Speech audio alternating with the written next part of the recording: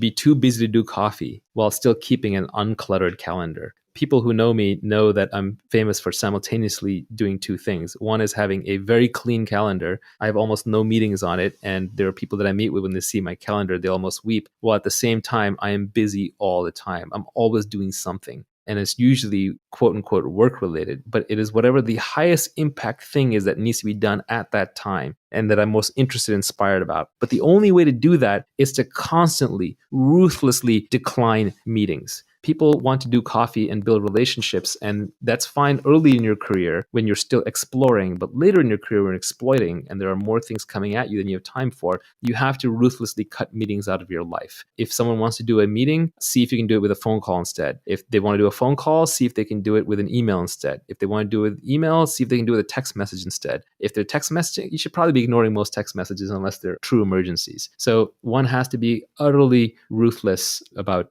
dodging meetings. When you do meetings, do walking meetings, do standing meetings, keep them short, keep them actionable, keep them small. Any meeting with 8 people in it sitting around a conference table, nothing is getting done in that meeting. You're literally just dying 1 hour at a time. Doing coffee reminds me of an old quote, I think, from Steve Jobs when they asked him, hey, why doesn't Apple come to conventions? Or why don't you come to my convention? And his response was, well, then because we wouldn't be here working. Yeah, I used to have a tough time turning people down for meetings, but now I just tell them outright. I just say, look, I don't do non-transactional meetings. I don't do meetings without a strict agenda. I don't do meetings unless we absolutely have to. Nivi used to do this. He would email people when they would ask Nivi and I for a meeting, like coffee meeting, get to know you. He would say, we don't do meetings unless it's life and death urgent. And then that person has to respond, yeah, it's life and death urgent, or there's no meeting.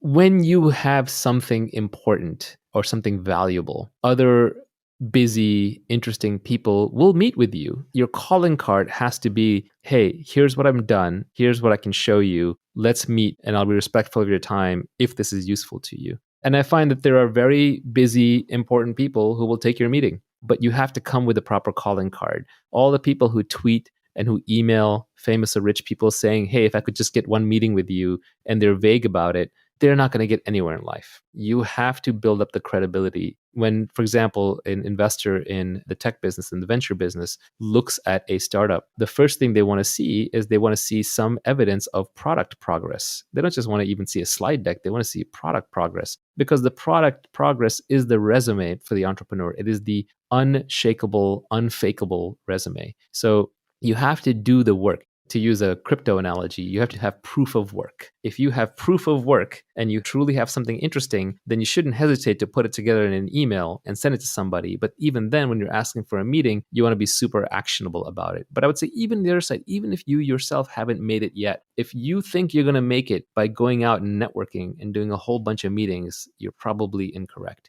Yes, networking can be important early in your career. And yes, you can get serendipitous with meetings, but the odds are pretty low. And as we spent time talking about earlier, when you are just meeting people and hoping to get that lucky break, you're relying on type 1 luck, which is blind luck, and type 2 luck, which is hustle luck. But what you're not getting is type 3 or type 4 luck, which are the better kinds, where you spend time developing a reputation, working on something, developing a unique point of view, and being able to spot opportunities that others can't.